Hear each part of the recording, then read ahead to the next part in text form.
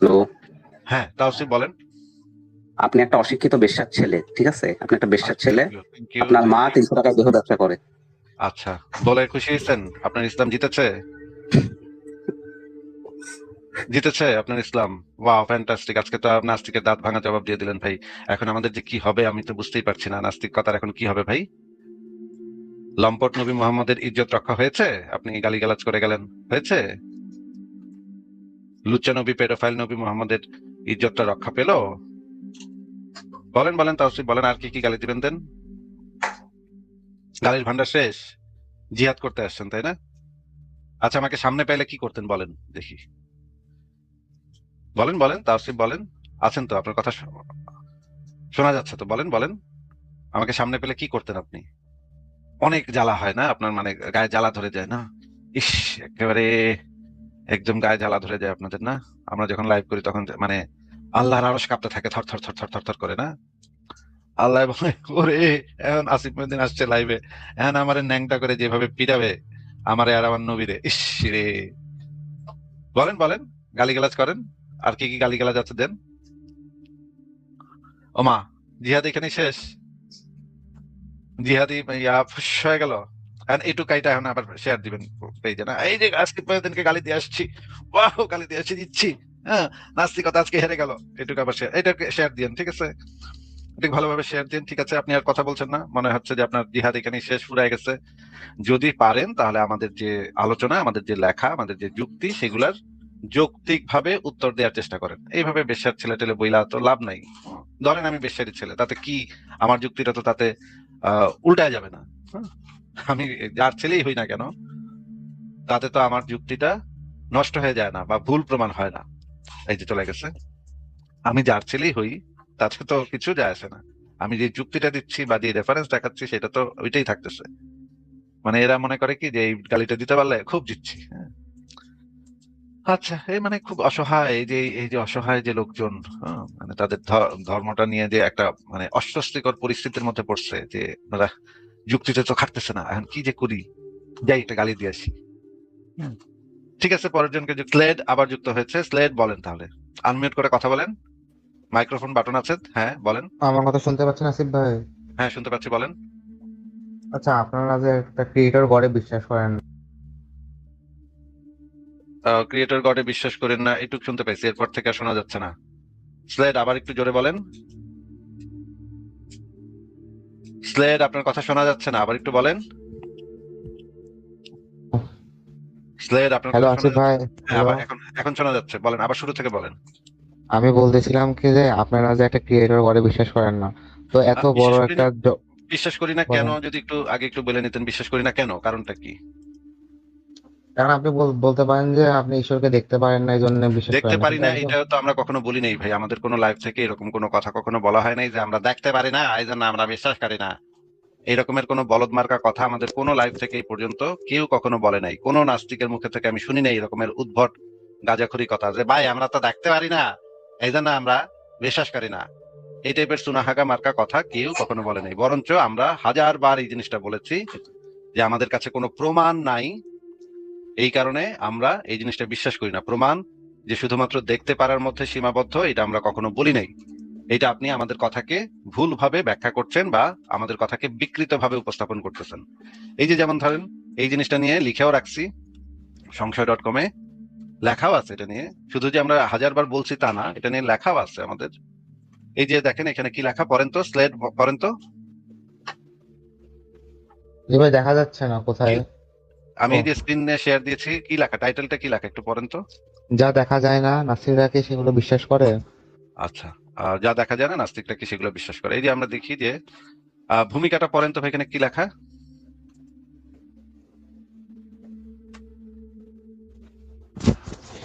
ঈশ্বরের অস্তিত্ব সংক্রান্ত বিতর্কটি মানব সভ্যতার ইতিহাসে কেবল একটি ধর্মীয় বিবাদ নয়, বরং এটি এক গভীর দার্শনিক ও এপিস্টিমোলজিক্যাল আলোচনা বিষয়। আদিম যুগ থেকে সমকালীন পর্যন্ত সময় বিভিন্ন ধর্মতত্ত্ব দর্শনের শাখাগুলো মহাবিশ্বের একজন অতিপ্রাকৃত নির্মাতার সপক্ষে নানাবিধ যুক্তি ও তাত্ত্বিক কাঠামো উপস্থাপন করে আসছে। অন্যদিকে নাস্তিকবাদ বা অবৈশ্বিক দৃষ্টিভঙ্গি মূলত কোন সত্তার অস্তিত্বকে ধ্রুব সত্য হিসেবে গ্রহণ করার আগে যাচাইযোগ্য প্রমাণের দাবি রাখে। আচ্ছা, আস্তিক্যবাদ যাচাইযোগ্য প্রমাণের দাবি রাখে। এখানে জি ইম্পর্টেন্ট ভাই। বিষয় হচ্ছে যাচাইযোগ্য প্রমাণের দাবি রাখে। এবার পড়েন, এই অংশটুকু পড়েন, এখানে কি লেখা? আস্তিক্যবাদী শিবিরের পক্ষ থেকে প্রায়শই নাস্তিকদের যুক্তিবোধকে চ্যালেঞ্জ করতে একটি বহুল প্রচলিত প্রশ্ন ছুড়ে দেওয়া হয়। নাস্তিকরা যদি বাতাস, ভালোবাসা কিংবা ইলেকট্রনের মতো চোখে দেখা যায় না এমন বহু বিষয়কে বাস্তব বলে মেনে নিতে পারে, তবে ঈশ্বরকে অদৃশ্য হওয়ার কারণে অস্বীকার করা কি স্ববিরোধী নয়? এই প্রবন্ধের মূল উদ্দেশ্য হলো উক্ত তর্কের একটি নিটল বৈজ্ঞানিক ও যৌক্তিক ব্যবচ্ছেদ করা। আমরা এখানে বিশ্লেষণ করব যে অদৃশ্যতা অদৃশ্যতা এবং প্রমাণহীনতা সমর্থক নয়। এছাড়া নাস্তিকবাদের প্রকৃত ভিত্তি হিসেবে এভিডেন্সিয়ালিজম বা প্রমাণের প্রয়োজনীয়তা এবং কেন একটি অতিপ্রাকৃত দাবির ক্ষেত্রে প্রমাণের ভার দাবিদার পক্ষের ওপরই বর্তায় তা সব সবিস্তারে আলোচনা করা হবে। মূলত বিজ্ঞান মনস্ক চিন্তা এবং অন্ধবিশ্বাসের মধ্যেকার যে মৌলিক ব্যবধান তা এই প্রবন্ধে আলোচনার মূল উপযোগ্য। আচ্ছা, তাহলে আমরা বুঝলাম যে এই জিনিসটা আলোচনা করবে। আচ্ছা, এইখানে স্ট্রম্যান ফ্যালাসি, এটা হচ্ছে আপনি যেটা করলেন সেটা হচ্ছে একটা স্ট্রম্যান ফ্যালাসি বলে। আস্তিক্যবাদী বিতর্কে একটি অত্যন্ত প্রচলিত এবং দুর্বল কৌশল হলো নাস্তিকতাকে একটি সরলীকৃত ও ভ্রান্ত ধাঁচে ফেলে উপস্থাপন করা। একে যুক্তিবিদ্যার ভাষায় বলা হয় স্ট্রম্যান ফ্যালাসি। এই কৌশলে প্রতিপক্ষের প্রকৃত যুক্তিকে এড়িয়ে তার একটি বিকৃত বা দুর্বল সংস্করণ তৈরি করা হয়, যাতে সেটাকে আক্রমণ করা সহজ হয়। আস্তিকদের দাবি যে নাস্তিকরা কেবল চোখে দেখা যায় না বলেই ঈশ্বরকে বিশ্বাস করে না, এটি এই ফ্যালাসির একটি ধ্রুপদী উদাহরণ। বাস্তবে কোনো নাস্তিক, আধুনিক নাস্তিক বা যুক্তিবাদী কেবল চাক্ষুষ উপস্থিতির কারণে কোনো সত্তাকে অস্বীকার করেন না। নাস্তিকতার মূল ভিত্তি হলো এভিডেন্সিয়ালিজম, যা নির্দেশ করে যে কোনো দাবির সত্যতা তার সপক্ষে থাকা যুক্তিসঙ্গত ও যাচাইযোগ্য প্রমাণের পরিমাণের উপর নির্ভরশীল। আমরা যদি কেবল দৃশ্যমানতা কি সত্যের মানদণ্ড ধরতাম, তবে আধুনিক বিজ্ঞানের বিশাল একটা অংশ ধসে পড়তো। এমনকি আমাদের নিজেদের মস্তিষ্ক আমরা দেখিনি, কিন্তু তার অস্তিত্ব অস্বীকার করা মূর্খতা। যেমন ধরেন, অক্সিজেন এবং বায়ুমণ্ডল, এগুলো কি আমরা দেখি না? এগুলো তো আমরা দেখি না, কিন্তু এগুলো আমরা পরীক্ষা নিরীক্ষা করতে পারি, পর্যবেক্ষণযোগ্য প্রমাণ আছে এগুলো সপক্ষে। ঠিক আছে? আমরা মানে ল্যাবরেটরিতে পরীক্ষা করে আমরা অক্সিজেন এবং বায়ুমণ্ডলের প্রমাণ পেতে পারি। ইলেকট্রন ও ম্যাগনেটিক ফিল্ড, আমরা বিভিন্ন পরীক্ষা নিরীক্ষার মাধ্যমে ইলেকট্রন এবং ম্যাগনেটিক ফিল্ডের অস্তিত্ব সম্পর্কে পরিষ্কার হতে পারি, নিশ্চিত হতে পারি। করোনা ভাইরাস, এটা কি খালি চোখে দেখা যায়? না, দেখা যায় না, কিন্তু নাস্তিকরা তো করোনা ভাইরাস কে মেনে নেয় যে করোনা ভাইরাস আছে। এটা তো ভাই চোখে দেখা যায় না, তারপরে তো নাস্তিকরা মানতেছে। তাহলে ঈশ্বর বা জিনপুরি বা ভূত পেতনি বা আত্মা, এগুলা নাস্তিকরা মানে না, কারণ এগুলোর সপক্ষে কোনো প্রমাণ নাই। প্রমাণের গুরুত্ব, ঈশ্বর বনাম বাস্তব প্রমাণ। ঈশ্বরের সপক্ষে কোনো বাস্তব প্রমাণ নাই। হ্যাঁ, ঈশ্বরের অস্তিত্বের সপক্ষে প্রমাণের অভাব। কোনো পর্যবেক্ষণযোগ্য, কোনো অবজেক্টিভ বা বৈজ্ঞানিক প্রমাণ এখন পর্যন্ত নাই, যেটা আমরা যাচাই করে দেখতে পারি। বিশ্বাস বনাম প্রমাণ, যেমন ধরেন ভূত, জিউস, থ্যানোস, ঈশ্বর, এগুলার কোনোটা, মামদভূত, শাকচুন্নি, আল্লাহ বা ফেরেস্তা, এগুলার কোনোটার সপক্ষে কোনো প্রমাণ পাওয়া যায় না। আমরা কখনো বলি না যে আমরা ভাই দেখতে পারি না, দেখে বিশ্বাস করি না, এই টাইপের বলদ মার্কা কথা নাস্তিকরা বলে না ভাই। নাস্তিকরা বলে এটার সপক্ষে কোনো পর্যবেক্ষণযোগ্য প্রমাণ নাই, কোনো অবজেক্টিভ প্রমাণ নাই। যেমন ভূতের কোনো প্রমাণ নাই, এই জন্য ভূতেও নাস্তিকরা বিশ্বাস করে না, বেশিরভাগ নাস্তিক বিশ্বাস করে না। বিশ্বাস এবং প্রমাণ, নাস্তিকদের প্রমাণ চাওয়ার তারপরে আপনি এই লেখাটা পড়ে দেখতে পারেন, এই লেখাটা আরো পড়েন। এইখানে পরিষ্কারভাবে বলে দেয়া আছে যে আপনি যেভাবে ব্যাখ্যা করলেন, নাস্তিকরা তো ভাই দেখে না, দেখা বিশ্বাস করে না, এই টাইপের সুনাহাগা কথা কোন নাস্তিকের মুখে থেকে, আধুনিক নাস্তিকের মুখে থেকে আমি শুনি নেই ভাই। আপনি কোন মানে ব্যক্তির মুখে শুনছেন যে এই রকমের কথা বলছে যে ভাই আমরা তো আল্লাহরে দেখতে পাই না চোখে, এই জন্য আমরা বিশ্বাস করি না? এই টাইপের কথা কোন নাস্তিক বলেছে স্লেট ভাই, আপনি যদি একটু বলতেন। তো দুনিয়ার মানে আসলো কেমনে এটা ব্যাখ্যা করেন, এমনি এমনি তো কিছু উনি আসলো হয়নি। কেমন সেটা তো পরের বিষয়, আগে এই জিনিসটা একটু ক্লিয়ার করে নেন যে কোন নাস্তিকের মুখে আপনি শুনছেন, আধুনিক কোন নাস্তিকের মুখে এই টাইপের বলদ মার্কা কথা শুনছেন যে ভাই আল্লাহ তো আমরা দেখতে পারি না, এই জন্য আমরা বিশ্বাস করি না? এই টাইপের বলদ মার্কা কথা কোথায় শুনছেন সেটা আগে একটু বলে নেন। আপনি যেহেতু দাবি করলেন যে নাস্তিকরা এটা বলে, কোন নাস্তিক বলছে? না, ওদের মতবাদটা এরকম যে যারা ওরা না, তো ওদের মতবাদ স্বচক্ষে তো যেটা দেখতে এরকম পায় না, না। আমি আপনাকে অলরেডি দেখাইলাম ওদের মতবাদ মোটো এরকম না। ওদের মতবাদ হচ্ছে আমরা কোনো পর্যবেক্ষণযোগ্য অবজেক্টিভ কোনো প্রমাণ পাই না, এই জন্য বিশ্বাস করি না। কিন্তু দেখতে পাই না দেখা বিশ্বাস করি না, এই কথাটা কোন নাস্তিকের কাছ থেকে পেয়েছেন আপনি? এখন আপনাকে বলতে চাচ্ছি যে আমরা ঈশ্বরকে স্লেট তো ভাই, আগে পর্যবেক্ষণ আগে করতে আগে এইটা একটু ক্লিয়ার করে নেন যে কোন নাস্তিকের মুখে থেকে আপনি শুনেছেন এরকমের কথা যে ভাই আমরা তো দেখতে পারি না, এই জন্য বিশ্বাস করি না? এই টাইপের বলদ মার্কা কথা কোন নাস্তিক আপনাকে বলেছে? যদি এটা একটু আগে বলে নিতেন। ওইভাবে বলেনি, আমার একটা এইভাবে ধারণা বলেন। এই নাস্তিকদের কথাটা আপনি প্রতি। নিজে বানাইছেন, তাই না? এই কথাটা আপনি নিজে নিজে বানাইছেন। ও, নাস্তিকরা তো দেখতে পারে না, এই জন্য বিশ্বাস করে না, এটা আপনি নিজে বানাইছেন। কোন নাস্তিক তো এই কথা বলে না ভাই। আমি তো কোনো নাস্তিকের মুখে এখন পর্যন্ত, কোন আধুনিক নাস্তিকের মুখে আমি এখন পর্যন্ত শুনি নাই। আমার অনেক নাস্তিক বন্ধু বান্ধব আছে, আমার অনেক আন্তর্জাতিক ভাবে খ্যাতি সম্পন্ন অনেক নাস্তিকের সাথে আমার পরিচয় আছে, কথাবার্তা হয়। আমি জীবনে কোনোদিন এই জিন্দগিতে কখনো এই রকমের কোনো বলদ মার্কা কথা কোনো নাস্তিকের মুখে থেকে এখন পর্যন্ত শুনি নাই। তা আপনি বলতেছেন নাস্তিকরা কইতাছে যে নাস্তিক আল্লাহরে তো দেখান যায় না, এই জন্য আমরা বিশ্বাস করি না। এই টাইপের কথা তো আমি কোনোদিন শুনলামই না কোনো নাস্তিকের মুখে। তাহলে আপনি নাস্তিকদের উপরে একটা মানে তাদের মুখে একটা কথা ঠাইসা দিচ্ছেন, যে কথাটা নাস্তিকরা কখনো বলেই না, সেটা আপনি বলেন নাস্তিকদের বক্তব্য হিসেবে, কিন্তু নাস্তিকরা এটা বলে না। তার মানে আপনি তাদের কথাকে বিকৃত ভাবে উপস্থাপন করে আপনি সেই বিকৃত কথাটা নিয়ে ফাড়াফাড়ি মারামারি করতেছেন। আমি আচ্ছা, আপনি তো এখন এখন ক্লিয়ার হয়েছেন, এখন তো ক্লিয়ার জি জি হয়েছেন যে জি, নাস্তিকদের বক্তব্য ধন্যবাদ। আসলে কি, এটা কি ক্লিয়ার হয়েছেন? হ্যাঁ হ্যাঁ, ধন্যবাদ। তাহলে নাস্তিকের বক্তব্য কি ভাই, একটু কন্ত আমারে। নাস্তিকদের বক্তব্য হচ্ছে যে আমরা তো সব জিনিস খালি চোখে দেখতে পাই না, কিন্তু আমরা আমাদের পর্যবেক্ষণ আর ক্ষমতা দ্বারা, তারপরে বৈজ্ঞানিক টেকনোলজি দ্বারা আমরা ওগুলোকে পর্যবেক্ষণ করতে পারি, যদিও আমরা তাদের দেখতে পাই না। কিন্তু ঈশ্বরের হ্যাঁ, পক্ষে মানে আমরা কোনো যেগুলো বাস্তবিক পর্যবেক্ষণ প্রমাণ করতে নেই। পারি, অবজার্ভ করতে পারি, আমরা জি যেগুলো পরীক্ষা নিরীক্ষা করতে পারি, সেই জিনিসগুলো আমরা অবশ্যই একসেপ্ট করি, সত্য হিসেবে একসেপ্ট করি। জি যেমন করোনা ভাইরাসকে আমরা সত্য হিসেবে একসেপ্ট করি, করোনা ভাইরাস আছে। যেমন ধরেন ব্ল্যাক হোল, হ্যাঁ, বা ধরেন হচ্ছে গিয়ে বিবর্তন তত্ত্ব তো আমরা চোখের সামনে দেখি না যে মানছে একটা বান্দরে মানে মানুষ হয়ে যাচ্ছে, হ্যাঁ, এরকম তো আমরা দেখি না, কিন্তু এই জিনিসগুলো সপক্ষে যথেষ্ট বৈজ্ঞানিক প্রমাণাদি আছে। সেই কারণে আমরা এই জিনিসগুলো একসেপ্ট করি, সত্য হিসেবে একসেপ্ট করি। কিন্তু যেগুলোর সপক্ষে কোনো পর্যবেক্ষণযোগ্য কোনো প্রমাণ নাই, কিছু মানুষের অন্ধবিশ্বাস আছে, কিছু প্রাচীনকালের মানুষ কিছু কথাবার্তা বলে গেছে, বইটই লিখে গেছে, তাদের কিছু অন্ধবিশ্বাস আছে, এখনো মানুষ সেগুলা বংশ পরম্পরায় সেগুলা বিশ্বাস করে। এই কারণে তো কিছু মানুষ বিশ্বাস করে, এটা তো কোনো প্রমাণ হতে পারে না। এখন আপনার কাছে কি কোনো প্রমাণ আছে, পর্যবেক্ষণযোগ্য কোনো অবজেক্টিভ কোনো প্রমাণ কি আছে ঈশ্বরের সপক্ষে? আমি যেটা বলবো সেটা হচ্ছে যে ফাইন টুনিং আর্গুমেন্ট। না, আমাদের দুনিয়াটা এত নিখুঁত ভাবে তৈরি যে এটা ভাই কোনো ভাই, আমার কথা হচ্ছে দুনিয়া ইন্টেলিজেন্ট মোটেও, ক্রিয়েটর। ওয়েট, দুনিয়া যে নিখুঁত এটা আপনি বৈজ্ঞানিক ভাবে প্রমাণ করতে পারবেন যে দুনিয়া নিখুঁত, মহাবিশ্ব নিখুঁত? আমি যতদূর জানি যে মহাবিশ্ব মোটেও নিখুঁত কোনো জায়গা না। মহাবিশ্ব বা পৃথিবী বা মানুষের শরীর কোনোটাই নিখুঁত কিছু না। এই টাইপের কথা একদমই মানে একদম লোয়ার লেভেলের কথাবার্তা। একটু যদি আমাদেরকে আগে একটু বলে নিতেন যে মানুষের শরীর বা পৃথিবী নিখুঁত, এটা কোন বৈজ্ঞানিক গবেষণাতে পাওয়া গেছে? নিখুঁত বলতে সবকিছু একটা পার্টিকুলার প্যাটার্ন ফলো করে, সবকিছুর মধ্যে একটা না, ব্যালেন্স আছে। নিখুঁত মানে হচ্ছে গিয়ে সেটার কোনো খুঁত আমি খুঁজে বাইর করতে পারবো না। নিখুঁত শব্দটা যখন আপনি ব্যবহার করবেন তার মানে সেখানে কোনো খুঁত খুঁজে পাওয়া যাবে না। মানুষের শরীর নানা রোগ ব্যাধিতে আক্রান্ত হয়, একটু এদিক সেদিক হইলে মানুষের অবস্থা খারাপ। মানুষের শরীর নিখুঁত কিভাবে হয় ভাই? এটা কি কি রকমের উদ্ভট কথাবার্তা? মানুষের শরীর যদি নিখুঁত হইতো তাহলে মানুষের ইমিউন সিস্টেম মানে রোগ প্রতিরোধ ক্ষমতা অনেক শক্তিশালী হইতো। আপনি নিশ্চয়ই জানেন যে কিছু মানুষের রোগ প্রতিরোধ ক্ষমতা বেশি, কিছু মানুষের কম, কিন্তু জি যাদের বেশি তাদেরও নানা ধরনের রোগ ব্যাধি হয়। এই যে করোনা ভাইরাস আইসা পুরো দুনিয়ার উল্টা পাল্টা করে দিয়ে গেল, হ্যাঁ, করোনা ভাইরাসের সাথে ফাইট করার মতো মেকানিজম আমাদের বডিতে ছিল না, পরে টিকা নেওয়ান লাগছে। টিকা নেওয়ানোর ফলে আমাদের ইমিউন সিস্টেম একটু স্ট্রং হয়েছে, তখন আমাদের বডি করোনা ভাইরাসের সাথে ফাইট করতে পারছে। এরপরে গিয়া করোনা ভাইরাস থেকে আমরা সারা পৃথিবীর মানুষ মুক্তি দেখতে পাইলাম, হ্যাঁ, এখন আমরা বাইরে ঘুরতে ঘুরতে পারি। এরকমের হাজারো রোগ ব্যাধি, যেমন জন্মের সময় আপনার টিকা দিচ্ছে নাকি ভাই? জি।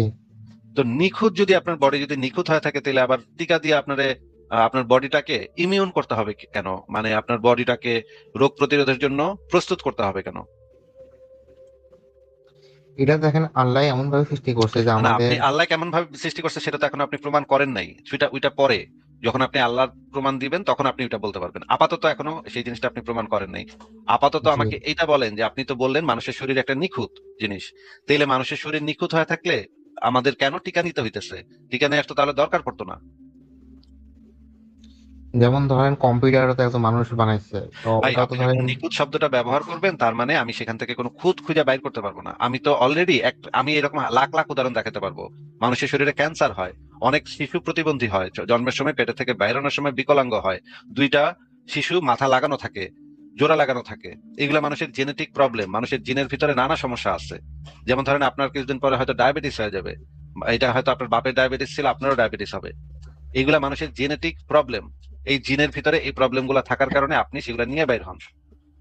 তাহলে মানুষের শরীর নিখুঁত, এটা মানে এটা কোন বেকুব মার্কা কথা ভাই? এটা তো একেবারে খুবই বেকুব মার্কা কথা। এরকমের তো কোনো কথা কোনো বিজ্ঞানী কিন্তু এর কখনো বলে না। পিছনে তাহলে তো তো ভাই, ধরেন তাহলে তো ভাই না একটা। চিকিৎসা বিজ্ঞান উঠা যেত। মানুষের শরীর যদি নিখুঁত হইতো, মানুষের শরীর যদি নিখুঁত ভাবে তৈরি করা হইতো, তাহলে তো চিকিৎসা শাস্ত্র উঠে যাওয়ার কথা, চিকিৎসা শাস্ত্রটা থাকার কথা না। মানুষের শরীর তো নিখুঁত, এখানে কোনো খুঁত নাই, এখানে কোনো প্রবলেম নাই। ভাই কত হাজার হাজার বিজ্ঞানী সারা দিন ধরে গবেষণা করতেছে কোন রোগের কেমনে কি করব, কোন সার্জারি করলে কি হইব না হইব, ডাক্তার, চিকিৎসা, হাসপাতাল, ওষুধপত্র, সারা দুনিয়া তোলপাড়।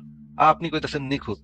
ভাই নিখুঁত হইলে এগুলা করতে লাগে কি এর? মানে হুদাই কেন মানছে? ভাই আপনার কি কিডনিতে প্রবলেম হয় শুনছেন কোথাও? জি জি, হার্টের প্রবলেম হয় শুনছেন? অবশ্যই।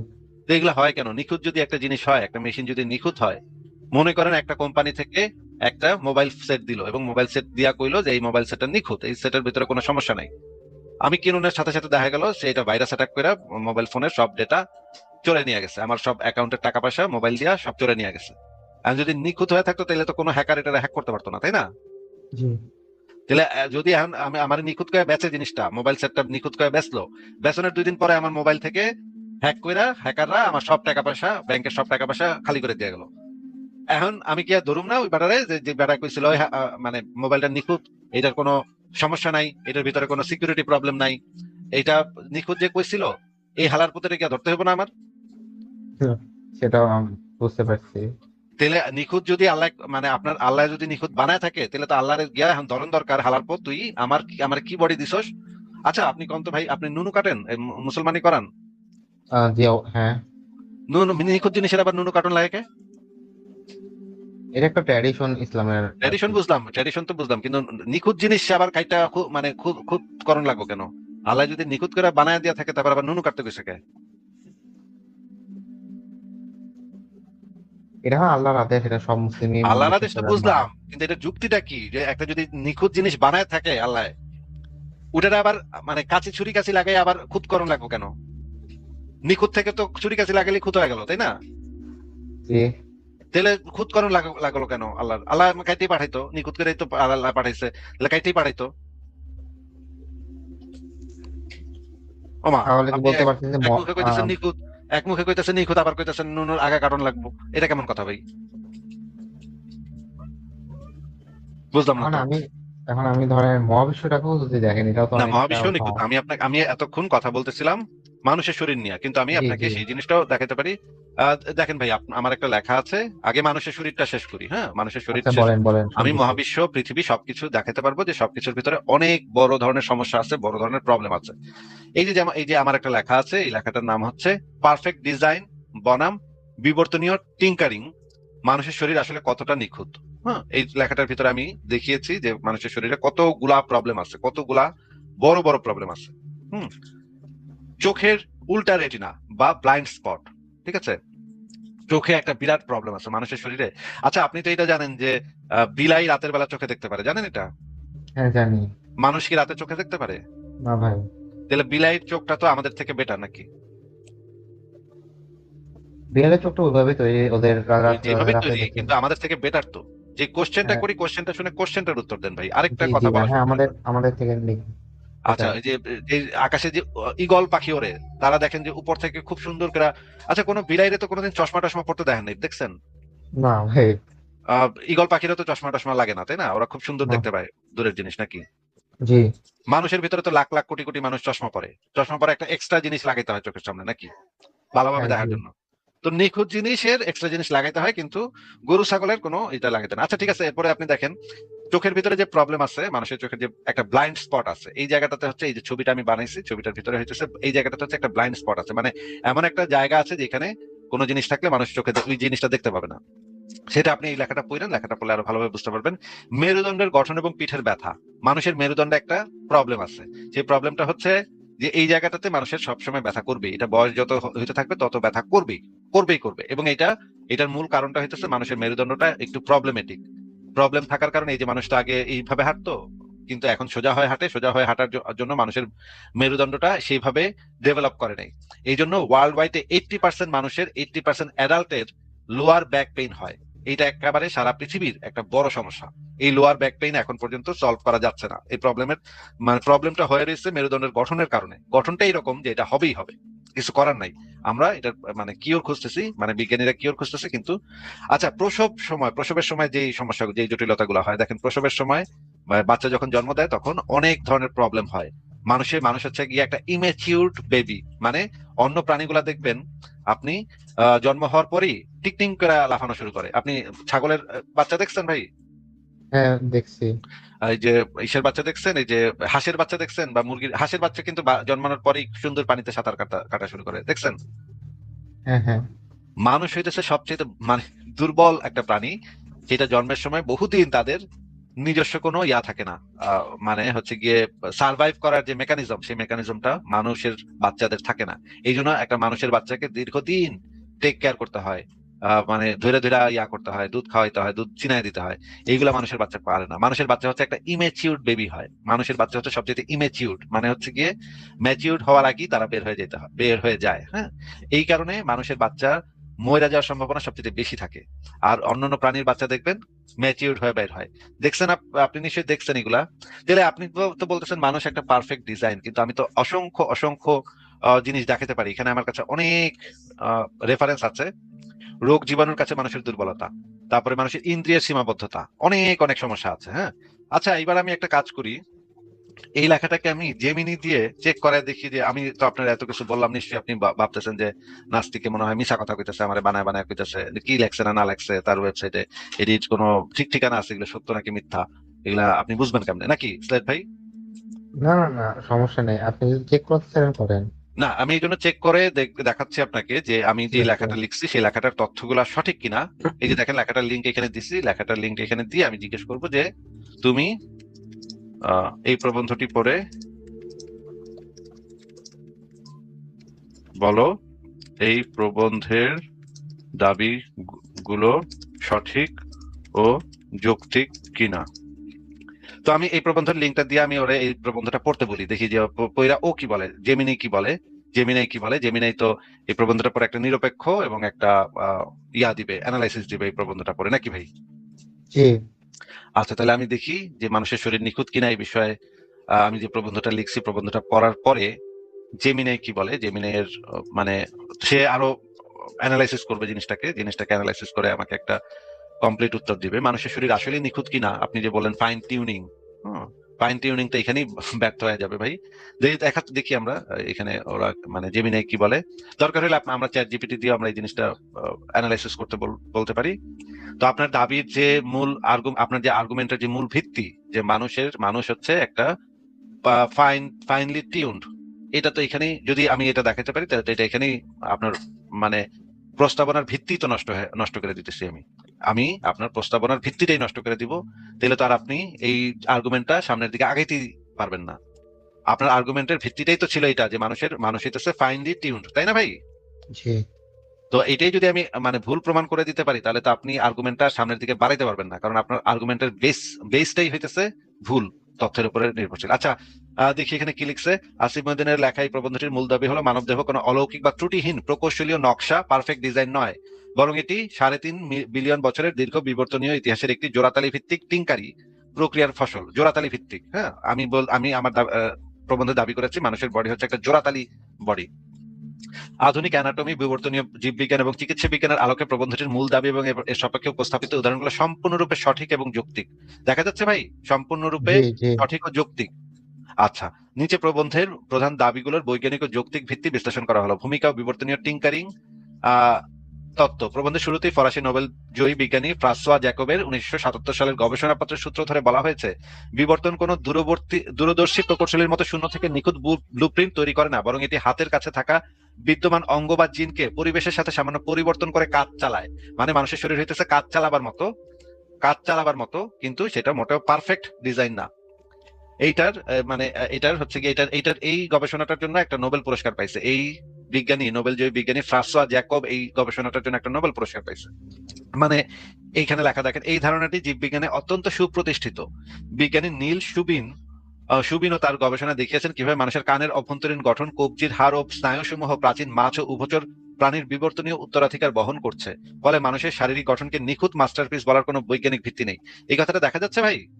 জি ভাই, দেখা যাচ্ছে। আচ্ছা, আমি আপনার আর্গুমেন্টের যে বেসমেন্ট সেটাকে আমি একদম মানে ধূলিসাৎ করে দিতেছি। হ্যাঁ, এই লেখাটা আপনার আর্গুমেন্টের বেসকে একদম ধূলিসাৎ করে দিচ্ছে।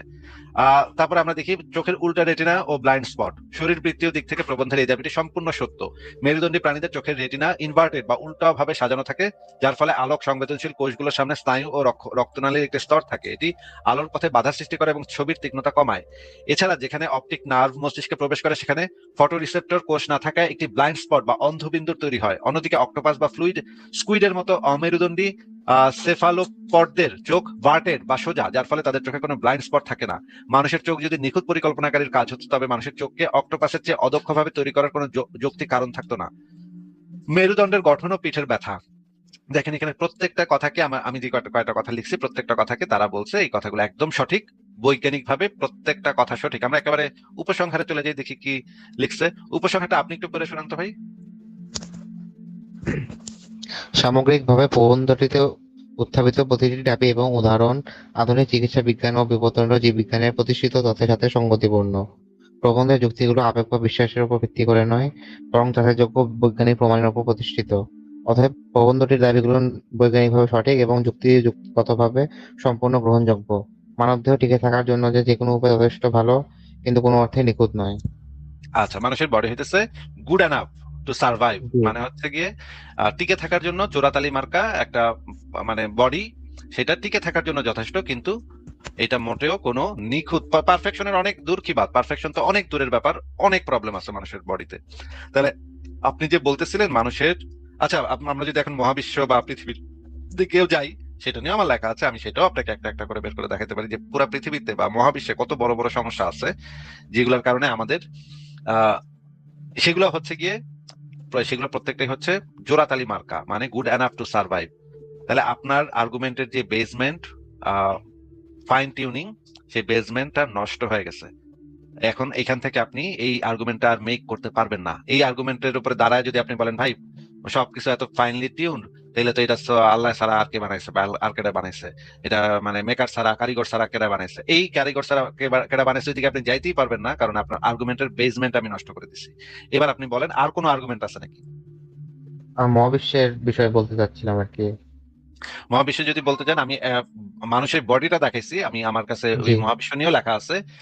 কিন্তু মানুষের বডিটা দেখাইলি, একটা উদাহরণ দেখাইলি সেটা যথেষ্ট। আবার মহাবিশ্বের বা পৃথিবী বা মঙ্গল গ্রহ ফাইনলি টিউন বা বুধ গ্রহ ফাইনলি টিউন, এগুলো আলাদা আলাদা ভাবে দেখানোর দরকার নেই। আমি যদি শুধুমাত্র মানুষের বডিটা দেখাতে পারি যে সেটা নিখুঁত না, তাইলেই আমার জন্য যথেষ্ট আপনার আর্গুমেন্টকে ভুল প্রমাণ করার জন্য। আমার প্রত্যেকটা আলাদা ভাবে দেখানোর প্রয়োজন নেই, যদিও আমার কাছে আছে, আমি সেগুলো দেখাতে আর পারবো, কিন্তু লেখাটা একটু দেখায় না আমাকে, লেখাটা মহাবিশ্বকে নিয়ে। আচ্ছা ঠিক আছে। আপনি যেহেতু দেখতে চাচ্ছেন, আহ, দেখাই। এই লেখাটার টাইটেল হচ্ছে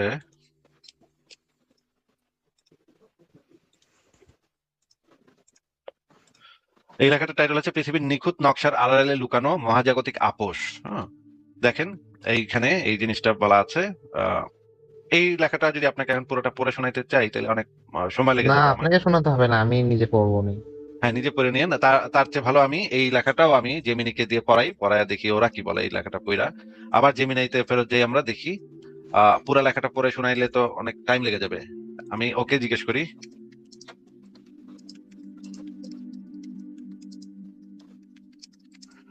আমি বললাম এবার এটা পরে সংক্ষিপ্ত রিভিউ দাও। এটাও সে পড়ুক, পড়ে দেখুক, দেখি সংক্ষিপ্ত কি রিভিউ দিতেছে। সংক্ষিপ্ত রিভিউটা আমরা পড়ি। এত বড় তো লাইভের ভিতরে এত বড় আলোচনা করা একটু কঠিন। দেখি সে কি বলে।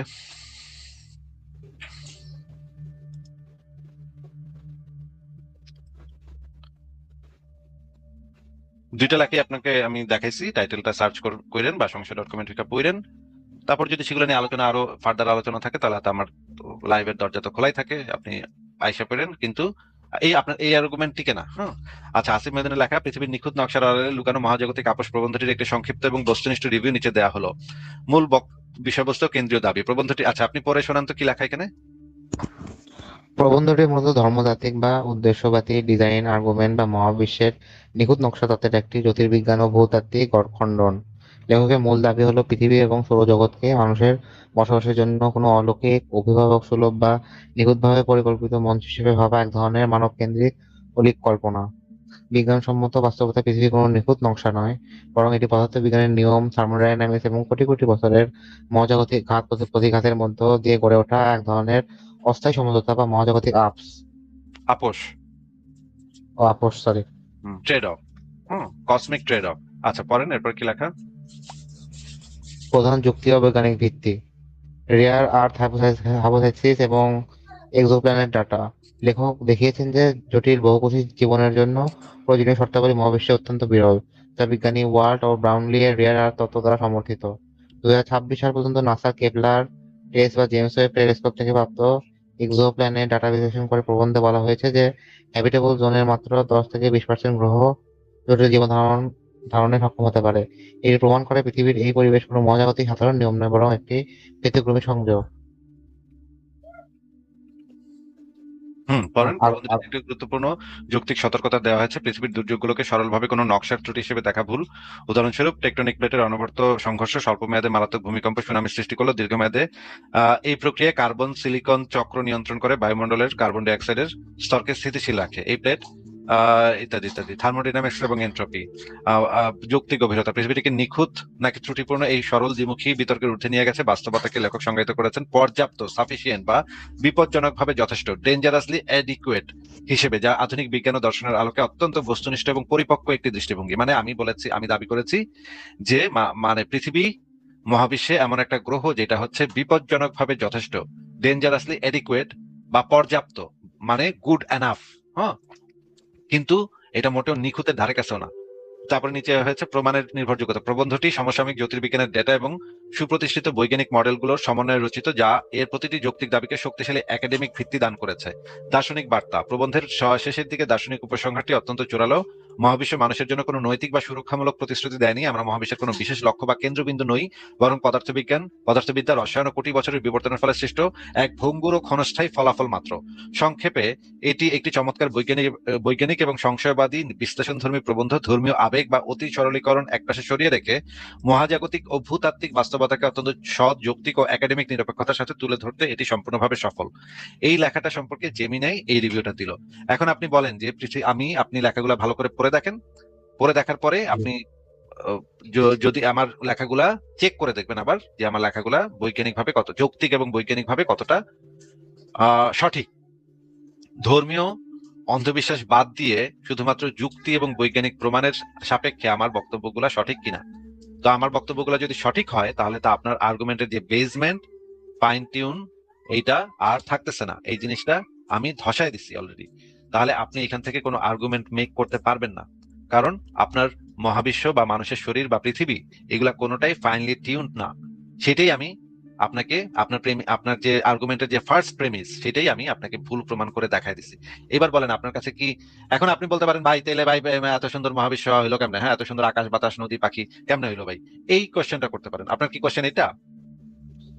মনে মনে এটাই ভেবে রেখেছিলাম আর কি। আচ্ছা, হ্যাঁ, এটা হচ্ছে, হ্যাঁ এটা তো অবশ্যই আমাদের সবারই একটা প্রশ্ন, যে এত মানে সুন্দর পৃথিবী, এত সুন্দর নদী, এত সুন্দর সমুদ্র, এত সুন্দর আকাশ, নীল আকাশ, আকাশে কত পাখি ওড়ে, এত সুন্দর এই সুন্দর ফুল, সুন্দর ফল, মিঠা নদীর পানি, তারপরে হচ্ছে খোদা তোমার মেহেরবানি, আমরা এই গানটা শুনে শুনে বড় হয়েছি। তো তাইলে এই জিনিসগুলা আইলো কেমনে, হ্যাঁ এগুলা হইলো কেমনে, ঘটনা কি, হ্যাঁ এটার পিছনে কেরা আছে ভাই, হ্যাঁ তাহলে ঘটনা আমরা মানে এমনি এমনি তো কিছু হতে পারে না, একটা তো ফার্স্ট কজ থাকবে। এমনি এমনি দাবিটা হচ্ছে গিয়ে আস্তিকদের দাবি ভাই। নাস্তিকরা কখনো এমনি এমনি দাবি করে না। নাস্তিকরা কেউ কখনো বলে না এমনি এমনি হয়ে গেছে সবকিছু।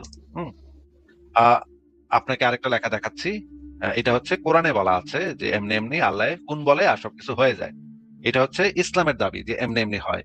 এটা মোটেও নাস্তিকরা কখনো দাবি করে না। এই যে দেখেন সবকিছু কি এমনি এমনি হয়। আবারও আপনি একটা স্ট্রম্যান করলেন, আপনি শুরুতে যে স্ট্রম্যানটা করছেন সেই স্ট্রম্যানটা আবার করলেন আরেকটা।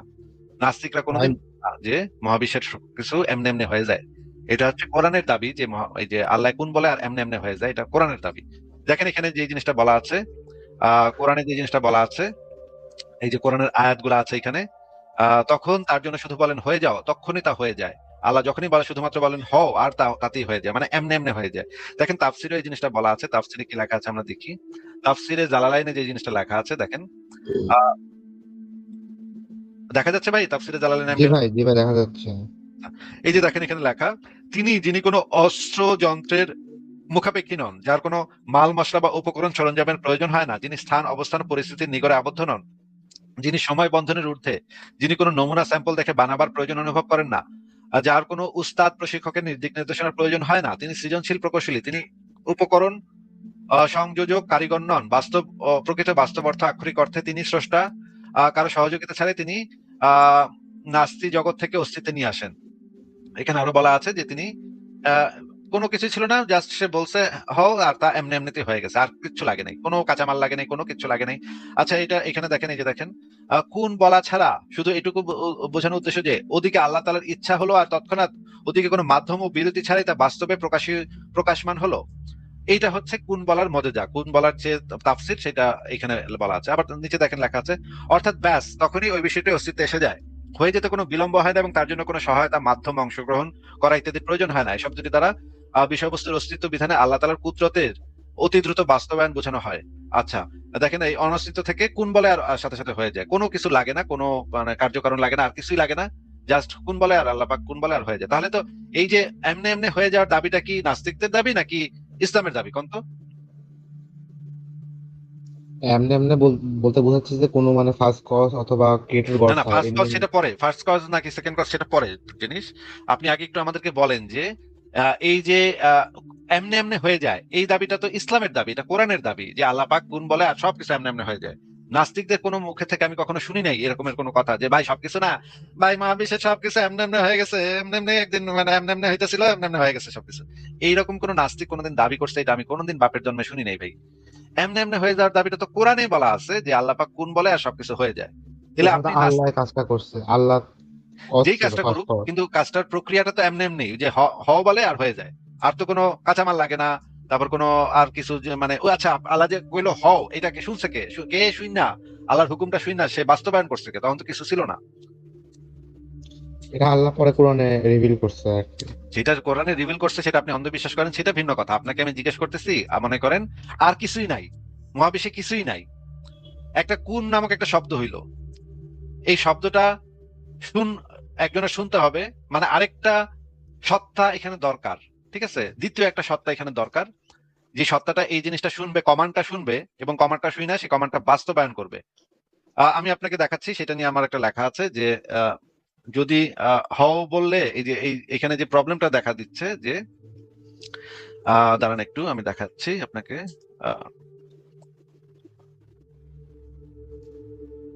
এই যে আল্লাহর হওয়ার নির্দেশ সম্পর্কিত জটিলতা, এই লেখাটার ভিতরে আমি দেখাইছি যে এখানে যে প্রবলেমটা তৈরি হচ্ছে যে আল্লাহ পাক হওয়া কইলো আর হয়ে যায় সবকিছু, ঠিক আছে আমরা মানলাম আল্লাহ পাক হওয়া কইতেছে আর হয়ে যেতেছে, সেটা যদি মানিও তাহলে আরেকটা প্রবলেম দেখা দেয়। দেখেন এই ছবিটা দেখা যাচ্ছে ভাই? জি ভাই। আচ্ছা, মনে করেন এটা একটা ফিলোসফিক্যাল প্রবলেম দেখা দিচ্ছে এখানে, হ্যাঁ, সেই সমস্যাটা কি আপনাকে আমি বুঝাই বলি। মনে করেন আল্লাহ হওয়া কইলো, এখন এই হওয়াটা শুই না, সেই হওয়াটারে বাস্তবায়ন করতে আরেকটা সত্তার দরকার হয়। আল্লাহ হও কইলে মানে আল্লাহ মুখ দিয়ে মনে করেন হও কইলো, এইটা তো আরেকটা সত্তার সেটা প্রসেস করতে হবে যে আল্লাহ কি কইছে, তারপরে আল্লাহর কওয়াটার উদ্দেশ্যটা কি, তারপরে কেমনে বানামু কি করুম, তারপরে মহাবিশ্বটারে বানাইতে হইব, যেটা আরেকটা সত্তা। আচ্ছা, আল্লাহ যে হও কইলো, কারে কইলো? সেখানে তো আর কোনো সত্তা নাই, তাহলে কইলো কারে কোন তো ভাই?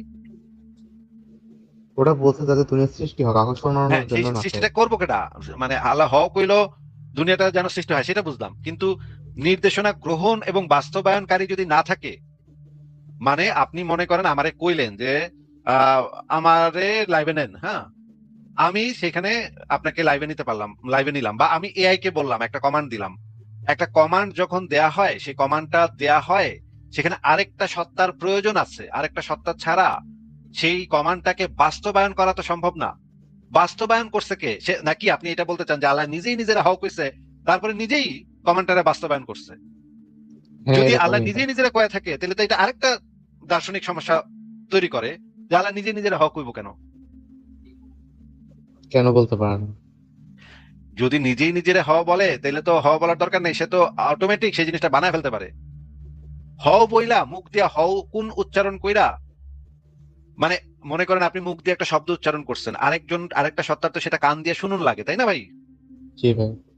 কান দিয়ে শুই না, মাথার ভিতরে প্রসেস করতে হয় সেই জিনিসটা কি কইছে, কোন ভাষায় কইছে, কেমনে কি কইছে, এবং এটা দিয়ে করুমটা কি, তারপরে সে সেই জিনিসটাকে বাস্তবায়ন করে। মনে করেন আপনার আম্মা আপনারে ডাকলো, এই কুদ্দুস এদিকে আসো, আপনি তো কুদ্দুস এদিকে আসো এই কথাটা কান দিয়ে শুনছেন, মাথায় প্রসেস করছেন, তারপরে সেটাকে বাস্তবায়ন করছেন। এই যে আপনি হচ্ছেন একটা সেকেন্ডারি সত্তা, প্রাইমারি সত্তা হইতেছে আল্লাহ, হও কইছে। সেকেন্ডারি আরেকটা সত্তা লাগে যে জিনিসটাকে বাস্তবায়ন করবে। এখানে তো সেকেন্ডারি সত্তা ছাড়া তো এটা বাস্তবায়ন হচ্ছে না। আপনি কি আমার কনসেপ্টটা বুঝতে পারছেন অন্তত? জি আমি কি ভাই, জি বলতে ভাই, চাচ্ছি সেটা কি বুঝতে পারছেন অন্তত? জি, আচ্ছা, দেখেন এখানে আমি আরো একটা জিনিস দেখাচ্ছি। সম্ভাবনা, দুইটা সম্ভাবনা হইতে পারে এই জিনিসটার, এই প্রবলেমটার। একটা সম্ভাবনা হইতেছে আল্লাহ হইতেছে নির্দেশদাতা এবং কোনো গ্রাহক সত্তা নাই, মানে ওই যে কমান্ডটা গ্রহণ যে করবে সেরকম কোনো সত্তা যদি না থাকে এবং মহাবিশ্ব যদি সেখান থেকে উৎপত্তি হয়ে যায়, এটা হইতে পারে। আরেক 2 নম্বর সম্ভাবনা হইতেছে আল্লাহ নির্দেশ দিছে, আবার আল্লাহ নির্দেশটা গ্রহণ করছে, গ্রহণ করে আল্লাহ জিনিসটা বানাইছে, এটাও হইতে পারে। এই দুইটা সম্ভাবনা তৈরি হয় যে আল্লাহ নির্দেশ দিছে, কোনো গ্রহণকারী সত্তা নাই, মহাবিশ্ব তৈরি হয়ে গেছে। আর 2 নম্বর সম্ভাবনা হইতেছে আল্লাহ নির্দেশ দিছে, নিজেই নির্দেশটা আবার গ্রহণ করে নিজেই মহাবিশ্বটারে তৈরি করছে। এটা যদি হয়ে থাকে, এই দুইটা সম্ভাবনা হয়ে থাকে, দুইটা সম্ভাবনাই একটা, মানে দুইটা সম্ভাবনা মানে দুইটা সম্ভাবনাই যদি আপনি এগ্রি করেন তাহলে দুই ধরনের সমস্যা দেখা দেয়। ফিলোসফিক্যালি, দার্শনিক ভাবে দুইটা বড় সমস্যা দেখা দেয় এখানে। এই লেখাটা আপনি একটু পড়েন, পড়া তারপর আপনি জিনিসটা একটু চিন্তা করেন, ঠিক আছে? আমি আপনাকে জি, বলতেছি না যে আপনাকে এই জিনিসটাই মেনে নিতে হবে, আমি বলতেছি যে জিনিসটার ভিতরে যে একটা বিরাট প্রবলেম আছে, এই গল্পটার ভিতরে যে একটা বিরাট প্রবলেম আছে, ফিলোসফিক্যাল প্রবলেম আছে। কারণ এখানে আরেকটা সত্তার, এখানে অবভিয়াসলি আরেকটা সত্তার প্রয়োজন, যে আল্লাহর কথা শুই না সেটাকে বাস্তবায়ন করতে হবে, সেটাকে তৈরি করতে হবে। কারণ তখন তো আর কোনো সত্তা ছিল না, আল্লাহ ছিল, আর কিছুই ছিল না। পানির উপরে আল্লাহ পাক পানির উপরে উঠছে, তাই না? পানির উপর থেকে উঠছে, কোরআনে যেটা লেখা আছে আল্লাহ পাক পানির উপরে, তখন খালি পানি ছিল নাকি? জি, সেই পানি কোথায় ছিল সেটা নিয়ে আবার আরেক ফিলোসফিক্যাল প্রবলেম আমি বের করে দেখাবো আপনারে। যে আল্লাহ পাক যে পানির উপরে উঠলো, পানি এলো কোথা থেকে, পানি আসলো কিসের উপরে, সেটা নিয়ে আরেক গ্যাঞ্জাম লেগে যাবে, সেটাতে গেলাম না। আপাতত আমি সেইটুকুই যদি বলি যে আল্লাহ পাক পানির উপরে থেকে উঠলো, পানির উপরে আল্লাহর আরশ, পানি থেকে উঠে আল্লাহ কইলো হও, কুন, আর সবকিছু হয়ে গেল। এই জিনিসটা হইতে হইলে অবশ্যই একটা সেকেন্ডারি একটা চেতনা দরকার, মানে কনসিয়াস বিইং দরকার, যে চিন্তা করতে পারে, যে আল্লাহর কমান্ডটা শুই না সেটাকে প্রসেস করতে পারে। আমি আপনাকে যথেষ্ট জিনিস দেখাইছি, আপনি জিনিসগুলো নিয়ে চিন্তা করেন, ভাবেন। আর শেষ যে বক্তব্যটা আপনাকে আমি বলবো, তাইলে ভাই, আমরা এই যে মহাবিশ্ব আমরা কিভাবে ব্যাখ্যা করব? জি, মহাবিশ্ব ব্যাখ্যা করতে যদি আমরা না পারি, বা পৃথিবীতে কেমনে কি হইলো সেটা যদি আমরা ব্যাখ্যা করতে না পারি, তাহলে যৌক্তিক অবস্থানটা হচ্ছে যে আমরা বলবো যে এই বিষয় সম্পর্কে আমরা জানি না। যদি আমাদের পক্ষে ব্যাখ্যা করা, প্রমাণ দিয়ে, যুক্তি দিয়ে ব্যাখ্যা করা সম্ভব না হয়, তাহলে আমাদের যৌক্তিক অবস্থান হবে যে এই বিষয় সম্পর্কে আমি জানি না। কিন্তু আমরা কোনো প্রাচীন গল্প কাহিনী, রূপকথার গল্প, বা প্রাচীন কালের মানুষ কি বিশ্বাস করত সেগুলোর উপর ভিত্তি করে আমাদের যুক্তি পরিচালিত করতে পারি না। আমাদের যুক্তি শুধুমাত্র পরিচালিত হবে যৌক্তিক কাঠামো এবং প্রমাণের উপর ভিত্তি করে। সেটার উপর ভিত্তি করে আমরা যুক্তি তৈরি করব এবং আমাদের জীবন পরিচালনা করব সেটার উপর ভিত্তি করে। সেটার কাঠামোটা হবে যৌক্তিক কাঠামো। যদি কিছু না জানি তাহলে আমাদের অনেস্টলি বলতে হবে, সততার সাথে বলতে হবে যে আমরা এই বিষয় সম্পর্কে আপাতত জানি না। কিন্তু আমাদের এই মহাবিশ্ব কিভাবে তৈরি হইলো, কিভাবে, মানে এই ফুল ফল মিঠা নদীর পানি এগুলা কেমনে আসলো, এই সম্পর্কে আমরা বৈজ্ঞানিক ভাবে জানতে পারি, বিজ্ঞান দ্বারা জানতে পারি। সেটা কিভাবে জানতে পারি? সেটা হচ্ছে আমরা পরীক্ষা নিরীক্ষা, গবেষণা, পড়ালেখা, যুক্তি প্রমাণের আলোকে আমরা এই অ্যানালাইসিস করে আমরা সেই সম্পর্কে জানতে পারি, সেই সম্পর্কে আমরা যথেষ্ট ভালোভাবে জানতে পারি। এখন আর আমাদের মানে একটা অলৌকিক সত্তার কল্পনা করার কোনো প্রয়োজন নাই। এইটা এটা হচ্ছে আমাদের স্ট্যান্ড, নাস্তিকদের স্ট্যান্ড, যে আমরা প্রাকৃতিক ভাবেই মহাবিশ্বের যে ঘটনাবলী, বা মহাবিশ্বের যে এত বড়, এত বিশাল, বা এত সুন্দর, এই জিনিসগুলো আমরা প্রাকৃতিক ঘটনাবলী দিয়েই ব্যাখ্যা করতে পারি, এবং সেটাই হচ্ছে যৌক্তিক পদ্ধতি। আমার মনে হয় আপনাকে আমি যথেষ্ট বলে দিছি। আপনি আমার ওয়েবসাইটে গিয়ে লেখাগুলো পড়েন, পড়ার পরে চিন্তা করেন, চিন্তা করার পর আবার আইসেন আরেকদিন, ঠিক আছে? আবার আবার আসতে পারবো তো? আগে পড়ে শেষ করেন, কিছু আর্টিকেল পড়েন, পড়ার পরে যদি আপনার আরো প্রশ্ন থাকে বা আরো আলোচনা থাকে তখন করতে পারবেন। জি, জি ভাই, ওকে, ঠিক আছে, আজকে তাহলে আপনাকে বিদায় দিই। ওকে। ঠিক আছে, ভালো থাকেন। তাহলে পরের জনের কাছে যাই, দেখি আর কারা কারা আছে। আহ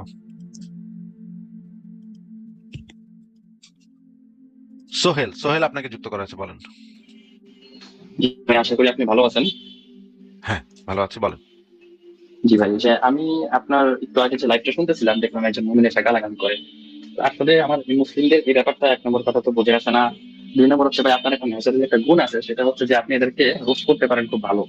মানে কাপিল শর্মা যেরকম রোস্ট করে, আপনার রোস্ট গুলো আমার কাছে এরকমই মনে হয়, এবং ওরকম ভাবে আমার হাসি আসে। তো যাই হোক, আমার কোশ্চেনটা হচ্ছে যে ভাই, একবার একটা লাইভ আমি শুনতেছিলাম যে হাসান এবং হোসেনের মোতাবিক সংখ্যা প্রায় 300+। তো এখন এটা কি মানে অন্যজনের কাছ থেকে আমি কিছু হাদিসে পাইছি 70।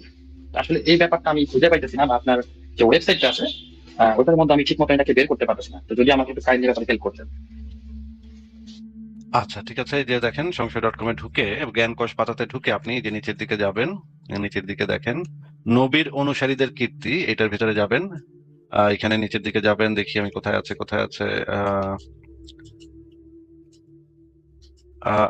হযরত হাসানের রঙিন জীবন, এই চ্যাপ্টারটা খুললাম। দেখেন হযরত হাসানের রঙিন জীবন, এখানে আমরা দেখি কি লেখা আছে। আহ এখানে যেটা লেখা আছে দেখেন, সর্বমোট 70 জন মহিলাকে বিয়ে করেছিলেন, কথিত আছে, ঐতিহাসিকভাবে কথিত আছে। এবং আরেক জায়গায় বলা আছে যে অনবরত 7 দিন জীবনযাপন রাত্রি যাপন করলেন, 100 উট দিলেন। তারপরে হচ্ছে গিয়ে আচ্ছা, এখানে তো আমি আরেকটা জিনিস অ্যাড করেছিলাম।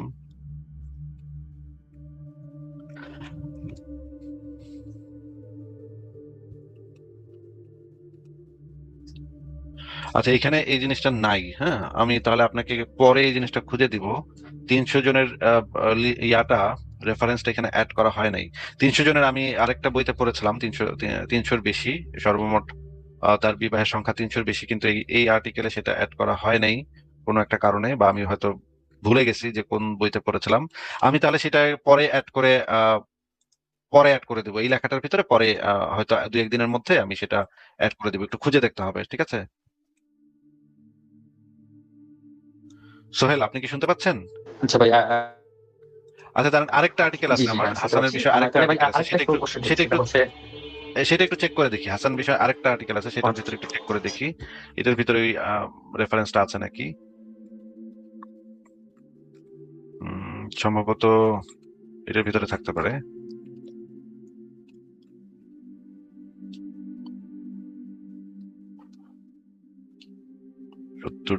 এটা হচ্ছে 70 জনের রেফারেন্স।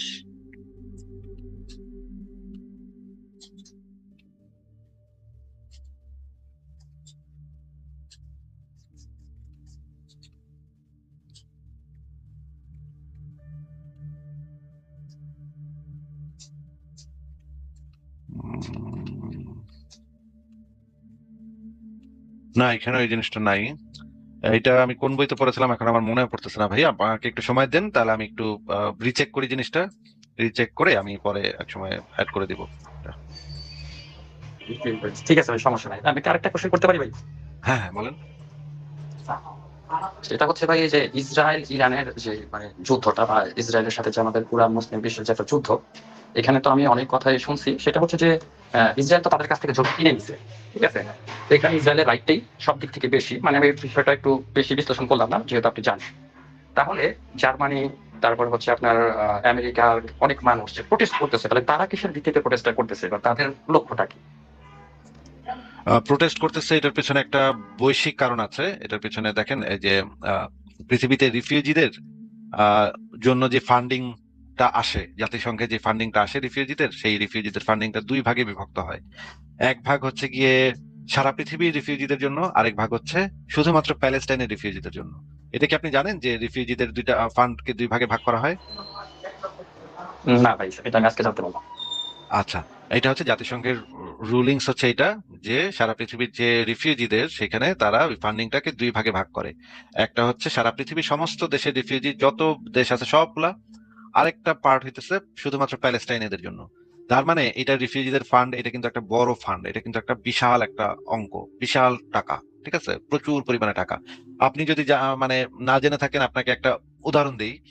আহ সিরিয়া থেকে যে রিফিউজিরা জার্মানিতে এসে বসবাস করেছে, তারা কিন্তু মানে জার্মান সরকার কিন্তু তাদেরকে 8-10 বছর ধরে খাওয়াইছে, ঠিক আছে?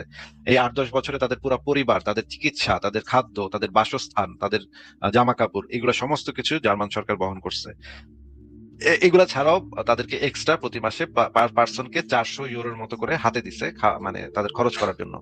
তার মানে এই অর্থটা হচ্ছে একটা বিপুল পরিমাণে অর্থ, বিলিয়ন বিলিয়ন বিলিয়ন ডলারের একটা বাজেট, ঠিক আছে? এই বাজেটটাকে মানে জার্মানি রিফিউজিদেরকে এরকম করে, জাতিসংঘ থেকে তো আর একটু বেশি টাকা, মানে কাছাকাছি টাকা দেয়, প্রায় কাছাকাছি টাকা দেয় জাতিসংঘ থেকেও। এখন এই এত বিপুল পরিমাণে একটা বাজেটে দুইটা ভাগ হইলে একটা ভাগ যায় প্যালেস্টাইনের কাছে, আরেকটা যায় হচ্ছে গিয়ে প্যালেস্টাইনি রিফিউজিদের জন্য, আরেকটা যায় এদের জন্য। তার মানে প্যালেস্টাইনের কিন্তু টাকা পয়সার কোনো অভাব নাই। টাকা পয়সা কিন্তু প্যালেস্টাইনের প্রত্যেকটা মানে নাগরিক বা প্রত্যেকটা মানুষ যারা উদ্বাস্তু অবস্থায় আছে, বা যারা প্যালেস্টাইনেও আছে, বা যারা হচ্ছে গাজা স্ট্রিপে আছে, প্রত্যেকের কিন্তু টাকা পয়সার অন্তত কোনো প্রবলেম নেই। টাকা পয়সার দিক থেকে কিন্তু তারা ভালো টাকা পয়সা পায়, জাতিসংঘ থেকে তারা প্রচুর পরিমাণে টাকা পায়। এটা তো আপনি বুঝতে পারতেছেন নাকি?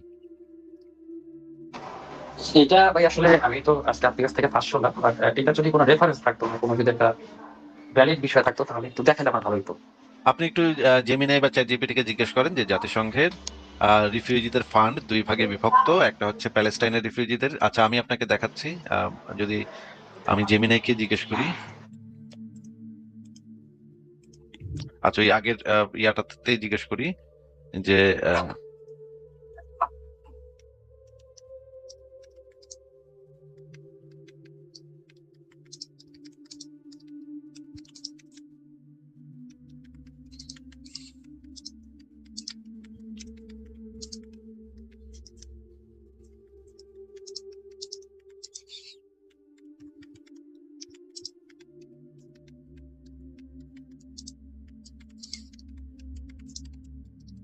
আচ্ছা জিজ্ঞেস করি জাতিসংঘের রিফিউজিদের ফান্ড দুই ভাগে বিভক্ত, এক ভাগ যায় সারা বিশ্বের রিফিউজিদের, আরেক ভাগ যায় প্যালেস্টাইনের রিফিউজিদের, এটা কতটুকু সঠিক? দেখি আমরা কি বলে।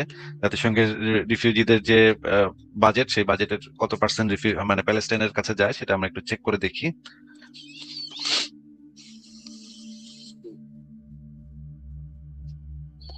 আচ্ছা, কি লিখলো ভাই? সোহেল ভাই আনমিউট করে একটু বলেন।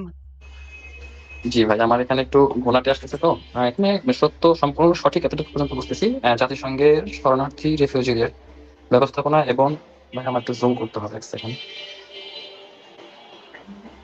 জি ভাই, আমি আসলে একটু দেখতে কষ্ট হইতেছে আমার ইন্টারনেটের কারণে হয়তো আচ্ছা, বা। আর একটু বড় করতেছি, হ্যাঁ এবার দেখেন।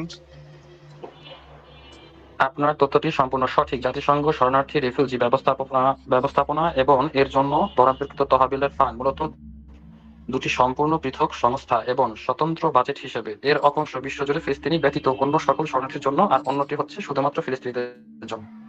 জি ভাই। আচ্ছা, তাহলে কি জাতিসংঘের শরণার্থী তহবিলের দুই ভাগ নিম্নরূপ। UNHCR, United Nations High Commissioner for Refugees, এটা 1950 সালে প্রতিষ্ঠিত হয়। ফিলিস্তিনি শরণার্থী ব্যতীত পৃথিবীর যে কোনো প্রান্তের শরণার্থীদের আইনি সুরক্ষা, মানবিক সহায়তা, পুনর্বাসনের দায়িত্ব এই সংস্থার। আর UN RWA, United Nations Relief and Works Agency for Palestine refugee in the Near East, এটা 1949 সালে জাতিসংঘের একটি বিশেষ প্রস্তাবের মাধ্যমে গঠিত হয়। এটি কেবল 1948 সালের আরব ইসরায়েল যুদ্ধের ফলে বাস্তুচ্যুত ফিলিস্তিনি এবং তাদের উত্তরসূরিদের সহায়তা করে। এই সংস্থাটির কার্যক্রম জর্ডান, লেবানন, সিরিয়া, গাজা ভূখণ্ড এবং পশ্চিম তীর, পূর্ব জেরুজালেম সীমাবদ্ধ। UN general assembly 1949। এই বিভাজনের ঐতিহাসিক এবং আইনি কারণ, এটার একটা আইনি কারণ আছে, যে এই দুইটা বিভাজনের যে আইনি কিছু কারণ আছে, কারণগুলো ব্যাখ্যা আছে নিচে। আমি আপনাকে এই জিনিসটা তো দেখাইছি যে পৃথিবীর রিফিউজিদেরকে দুই ভাগে ভাগ হয় রিফিউজি বাজেট, একটা যায় প্যালেস্টাইনিদের আর একটা যায় সারা পৃথিবীর রিফিউজিদের। তার মানে টাকা পয়সার, এবং এটা ছাড়াও বিভিন্ন ধরনের আর্থিক সহযোগিতা তো প্যালেস্টাইন প্রতি বছর পায়, প্রতি বছর বিপুল পরিমাণে তারা টাকা পায়। এই জিনিসটা তো তাহলে নিশ্চিত যে প্যালেস্টাইনের টাকা পয়সার অন্তত কোনো প্রবলেম হয় না নাকি? হ্যাঁ ভাই, এটাতে তো বোঝা যাচ্ছে যে টাকা পয়সা কোনো সমস্যা হয় না, কাজও করতে হয় না, মোটামুটি শরণার্থী হিসেবে ভালো টাকাই পায়। কিন্তু ভাই এখানে আমার একটা প্রশ্ন দাঁড়াইলো, এখন এখন এখানে তারা এখানে শেষ তাদেরকে, হয়নি ভাই, যেহেতু তারা জিনিসটা লিগ্যাল শেষ না হয়নি, এখানে। জিনিসটা শেষ হয় নাই ভাই, জিনিসটা শেষ হয় নাই। তো এই যে আচ্ছা টাকাগুলা তো ম্যাক্সিমাম হচ্ছে গিয়ে যখন গাজাতে ঢুকতে হবে, তখন তো ইসরায়েলের মাধ্যমে সেই টাকাগুলা গাজাতে ঢুকতে হয়। এটা তো আপনি জানেন যে ইসরায়েল সরকার সেই জিনিসগুলা নিয়ন্ত্রণ করে, গাজাতে কত কি ঢুকবে না না ঢুকবে সেগুলো খুবই কঠোরভাবে নিয়ন্ত্রণ করে ইসরায়েল সরকার, তাই না? সোহেল ভাই আপনার তো আপনি মিউট করে রাখছেন। আচ্ছা সোহেল ভাই, আপনার তো মানে নেটওয়ার্কের অবস্থা মনে হয় খারাপ, আপনার কথা তো আমি বুঝতে পারতেছি না, আপনি কি বলতেছেন? তাহলে আমি বলে যাই, আপনি পরে শুনে নিয়েন। এই মানে টাকাগুলা যখন মানে গাজাতে পাঠানো হয় বা প্যালেস্টাইনে পাঠাতে হলে সরাসরি পাঠানো যায়, কিন্তু গাজাতে পাঠাতে হলে কিন্তু ইসরায়েল হয়ে ঢুকতে হবে টাকাগুলা। এই কারণে ম্যাক্সিমাম টাকাই গাজাতে না পাঠায় সেই টাকাগুলা খরচ করা হয় আসলে বিভিন্ন ধরনের প্রজেক্টে, বিভিন্ন ধরনের আহ গাজাবাসী ইউরোপ আমেরিকাতে তাদের সমর্থন যোগাইতে এবং সোশ্যাল মিডিয়াতে গাজা এবং প্যালেস্টাইনের পক্ষে প্রচার প্রচারণা চালাইতে এগুলো বিভিন্ন টাকা। এবং আমেরিকাতে একটা ধনকুবের সম্পর্কে অভিযোগ আছে, সে এই যে গাজা ইস্যুতে বিপুল পরিমাণ টাকা ইনভেস্ট করে, হ্যাঁ, যারা হচ্ছে গিয়ে প্রোটেস্ট করে তাদের জন্য, যারা হচ্ছে হোমলেস, তারা তারা যেন প্রোটেস্ট করতে পারে রাস্তায় গিয়ে, সেটার জন্য তাদেরকে নিয়মিত টাকা দেওয়া হয়। সারা পৃথিবীতেই আসলে এই টাকাগুলা ব্যয় করা হয়। প্যালেস্টাইনি রিফিউজিদের জন্য যে টাকাগুলা সারা পৃথিবী থেকে তোলা হয়, এই টাকাগুলা ব্যয় করা হয় আসলে এই যে ইসরায়েলের বিরুদ্ধে প্রোটেস্টের জন্য। তো এই জিনিসগুলো সারা পৃথিবীতে খুবই এখন খুবই সবাই আসলে এই জিনিসগুলো জানে, এগুলো